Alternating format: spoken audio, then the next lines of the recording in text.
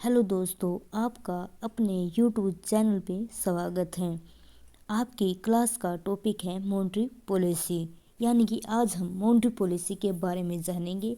Monetary policy को जानने से पहले आरबीआई के कुछ कंसेप्ट को समझेंगे कि आरबीआई कैसे बना, किसकी कमेटी के द्वारा बना और कब इसका नेशनलाइजेशन हुआ। आरबीआई क्या होता है कि आरबीआई को किस नाम से जाना जाता है? आरबीआई को रिजर्व बैंक ऑफ इंडिया के नाम से जाना जाता है। आरबीआई की स्थापना 1 अप्रैल 1935 को हुई।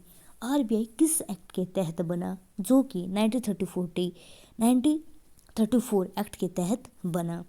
इसका नेशनलाइजेशन किसका? आरबीआई का कब हुआ? 1 जनवरी 1949 को हुआ। आरबीआई का शुरुआत में जो कार्यालय, सबसे पहले इसका शुरुआती कार्यालय कहाँ था? कोलकाता में था।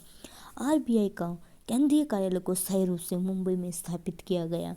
और कब स्थापित किया गया? 1937 में। यानी कि आरबीआई को जो परमानेंटली इसका कार्य यानी कि हेडक्वार्टर का है मुंबई में है। आरबीआई का केंद्रीय कार्यालय यानी कि उसको सेंट्रल ऑफिस क्या है कि सेंट्रल ऑफिस यानी कि केंद्रीय कार्यालय वह कार्यालय है जहाँ आरबीआई का गवर्नर बैठता है। आरबीआई के वर्तमान गवर्नर कौन है? शक्तिकांत दास जी है, जो कि 25वें नंबर के हैं। भारतीय रिजर्व बैंक के पहले अंग्रेजी गवर्नर, सबसे पहले अंग्रेजी गवर्नर कौन थे? सर ओस्बर्न स्मिथ थे। 1 अप्रैल 1935 से 30 जून 1937 तक काम करना शुरू किया। आरबीआई के पहले भारतीय गवर्नर सीडी देशमुख हैं, जो कि आपसे एग्जाम में पूछा जा सकता है कि भारतीय गवर्नर कौन है? सीडी देशमुख। और अंग्रेजी गवर्नर कौन है? Sir Osborne Smith. अब क्या है कि हम मॉनेटरी पॉलिसी के बारे में जानेंगे कि मॉनेटरी पॉलिसी रेट क्या होती है, मॉनेटरी पॉलिसी कमेटी क्या होती है। मॉनेटरी पॉलिसी कमेटी वह होती है जो कि मॉनेटरी पॉलिसी रेट को डिसाइड करती है। सबसे पहले पॉलिसी रेट को कौन डिसाइड करता था? आरबीआई डिसाइड करता था कि कैसे हम इनकी रेट को डिटरमाइन करेंगे। कितनी बैंक रेट होनी चाहिए, रेपो रेट कितनी होनी चाहिए, रिवर्स रेपो रेट कितनी होनी चाहिए, ईटीसी।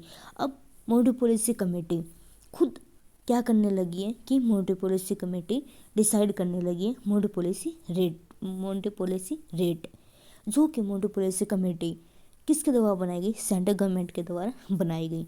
मॉनेटरी पॉलिसी कमेटी यानी कि सेंट्रल गवर्नमेंट ने क्या डिसाइड किया कि मॉनेटरी पॉलिसी कमेटी में 6 मेंबर होंगे।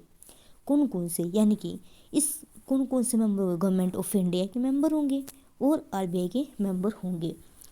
3 मेंबर गवर्नमेंट ऑफ इंडिया के, 3 मेंबर आरबीआई के।